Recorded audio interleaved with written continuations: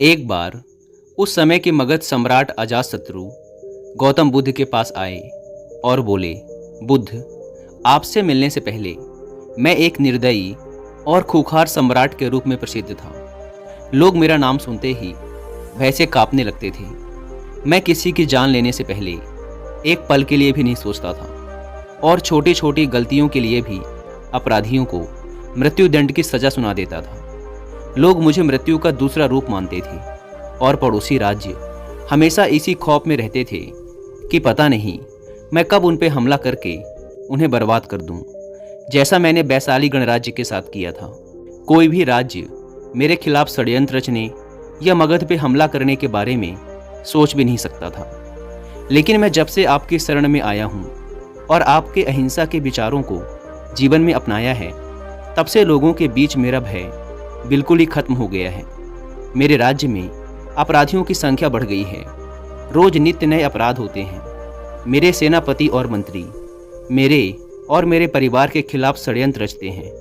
पड़ोसी राज्य मगध साम्राज्य की सीमाओं की जमीन पर कब्जा करने की कोशिश करते हैं और मगध के व्यापारियों के व्यापार में बाधा उत्पन्न करते हैं। सम्राट अजातशत्रु ने आगे कहा, बुद्ध, मैं आपके अहिंसा के विचारों को समझता हूँ, लेकिन मेरे मन में एक प्रश्न है। बुद्ध ने कहा, निसंकोच कहो। अजातशत्रु ने कहा, एक राजा का कर्तव्य है कि वो अन्याय के खिलाफ युद्ध करे, अपने राज्य के नियमों का प्रजा से सख्ती से पालन करवाए। लेकिन इसमें अहिंसा होगी, लोगों को दुख दर्द होगा, खून बहेगा। तो क्या एक अपराधी को दंड देना अनुचित है? क्या अपने राज्य के लिए, अपनी संपत्ति के लिए, अपने परिवार की सुरक्षा के लिए युद्ध करना गलत है? बुद्ध ने कहा, अजातशत्रु, इस प्रश्न का उत्तर देने से पहले मैं तुम्हें एक कहानी सुनाना चाहता हूँ। एक बार की बात है, एक गांव में एक बहुत ही विषैला सर्प रहता था। उसने ना जाने अब तक कितने ही लोगों को काट कर मौत के घाट उतार दिया था। वह जिस वृक्ष में रहता था, लोग उस वृक्ष के पास से गुजरने से भी डरते थे। बच्चे उसके नीचे खेलने के बारे में सोचते भी नहीं थे।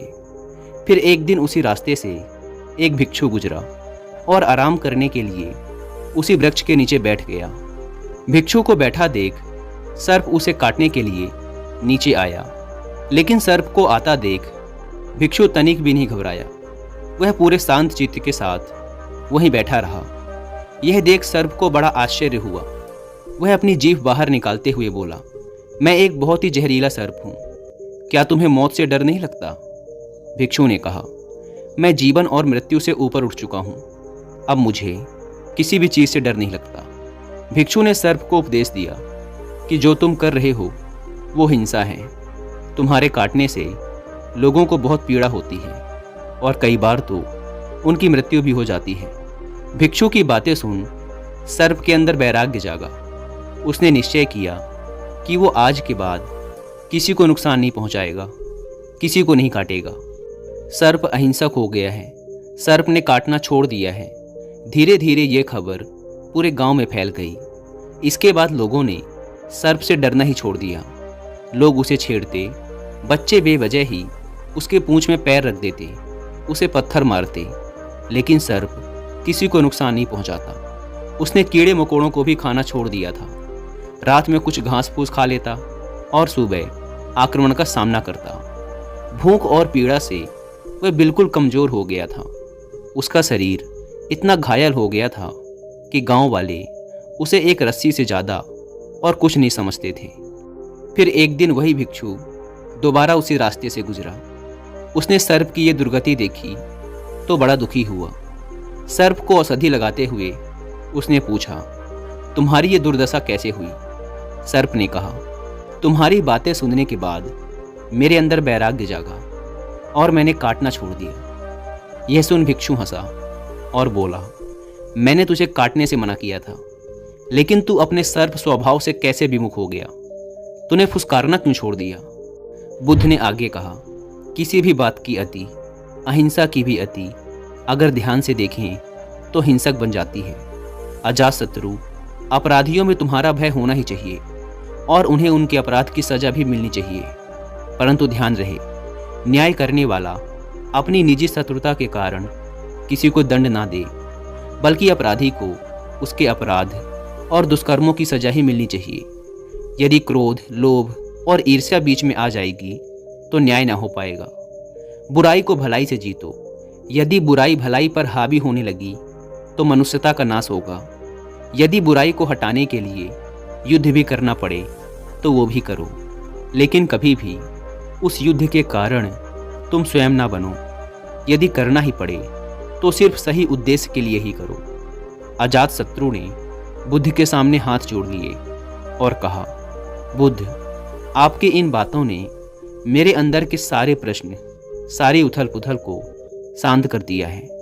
धन्य हुए भाग्य मेरे जो आप मेरे जीवन में पधारे। इसके बाद अजातशत्रु बुद्ध से आज्ञा ले राजमहल वापस चले जाते हैं। दोस्तों, अगर आप गौतम बुद्ध के सिद्धांतों और उनके विचारों के बारे में डिटेल से जानना चाहते हैं तो इसके लिए आप कुकू एफएम पर हिंदी में एक बुक सुन सकते हैं जिसका नाम है बीइंग टू बिकमिंग बुद्धा। इसके अलावा आप एक बुक समरी भी सुनिए जिसका नाम है बुद्धास ब्रेन।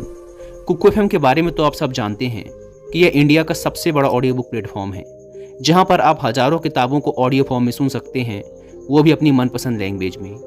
नॉर्मली इस प्लेटफॉर्म के 1 साल का सब्सक्रिप्शन पड़ता है 399 रुपीज़ का, लेकिन क्योंकि अभी टीचर्स डे सेल चल रही है इसीलिए सिर्फ 199 रुपीज़ में ही आपको 12 महीने की जगह पूरे 15 महीने का सब्सक्रिप्शन मिलेगा अगर आप यूज़ करते हैं कूपन कोड LEARN50। लेकिन ध्यान रहे दोस्तों, ये ऑफ़र 5 सितंबर रात 12 बजे तक ही वैलिड है। ऐप को डाउनलोड करने की लिंक भी आपको डिस्क्रिप्शन एंड फर्स्ट कमेंट पर मिल जाएगी। दोस्तों, अब बात करते हैं कि आखिर अच्छे लोगों के साथ ही बुरा क्यों होता है।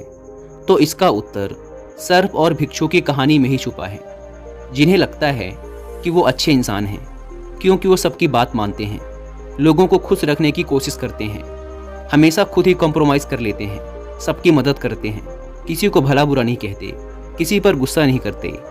तो असल में ऐसे लोग अच्छे नहीं बल्कि कमज़ोर और बुज़दिल होते हैं, क्योंकि ऐसे लोग सच के साथ खड़े रहने से डरते हैं। वो लोगों की नज़रों में अच्छा बनने और लोगों से अपनी तारीफ सुनने की कोशिश में गलत होता देखते हुए भी चुप रहते हैं, क्योंकि उन्हें इस बात का डर रहता है कि अगर मैंने उसके खिलाफ बोल दिया तो उससे मेरे संबंध खराब हो जाएंगे, मैं उसकी नज़रों में एक अच्छा इंसान नहीं रह जाऊंगा। ऐसे लोग अच्छा बनने की कोशिश में लोगों की हाँ में हाँ मिलाते रहते हैं, उनकी चापलूसी करते रहते हैं। ये कभी भी अपने अधिकारों के लिए डटकर लड़ नहीं पाते और हमेशा ही खुद की तरफ से कॉम्प्रोमाइज़ कर लेते हैं और फिर लोगों से कहते फिरते हैं कि मुझे संतुष्टि है, मेरे अंदर धैर्य है, इसीलिए मैं पीछे हट गया। लेकिन असल में ऐसा कुछ नहीं होता। ये बस अपनी बुज़दिली को ढकने और लोगों से सहानुभूति पाने के लिए ये गाना गाते फिरते हैं। ऐसे लोगों को लगता है कि इनकी ऐसी आदतों से लोग इन्हें पसंद करते हैं, इन्हें अच्छा इंसान समझते हैं, इनकी इज्जत करते हैं, लेकिन असल में ऐसा कुछ भी नहीं होता। लोग भले ही इनके मुंह पर कुछ ना बोलें, लेकिन समझते सब हैं कि ये इंसान बुज़दिल और कमज़ोर है, ये अपने विचारों का पक्का नहीं है। और जब भी परिवार व समाज में किसी साहसिक और बड़े कामों को करने का समय आता है तो ऐसे लोगों को हमेशा पीछे ही रखा जाता है, इन्हें कोई नहीं पूछता, ये बस अपने आप में ही अच्छे बने फिरते हैं। तो फिर एक अच्छा इंसान है कौन? एक अच्छा इंसान वो है जो विनम्र तो है लेकिन गलत के आगे नहीं झुकता, वो कंप्रोमाइज़ भी करता है लेकिन अपने अधिकारों के लिए डटकर खड़ा भी रहता है, जिसके अंदर सच को सच और झूठ को झूठ बोलने की हिम्मत है। वो बस किसी को खुश करने और उसकी नज़रों में अच्छा बनने के लिए उसकी चापलूसी नहीं करता। उसे इस बात से फ़र्क नहीं पड़ता कि लोग उसे अच्छा कहेंगे कि खराब, उसे किसी की राय से फ़र्क नहीं पड़ता, क्योंकि वह जानता है कि वह कौन है।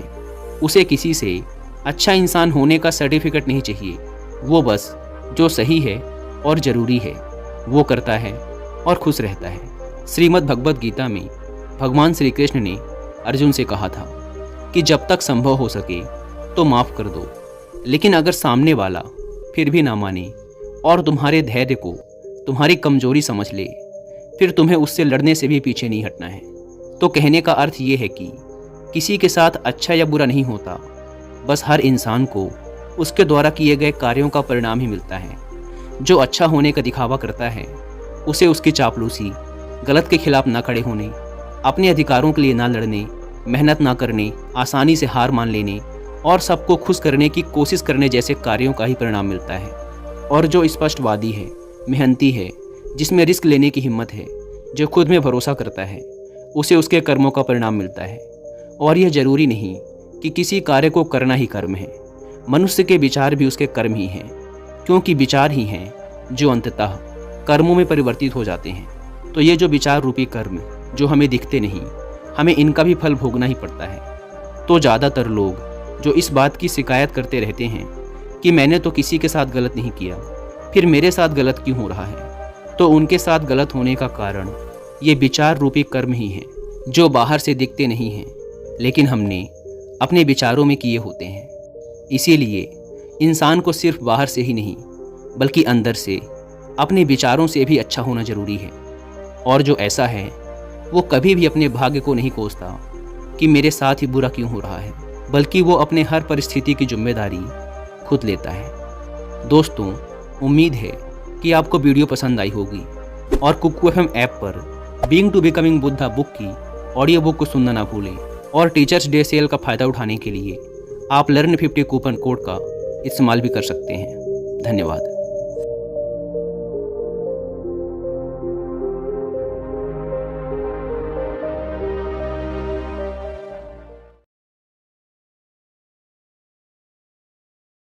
Thanks for watching. Please subscribe.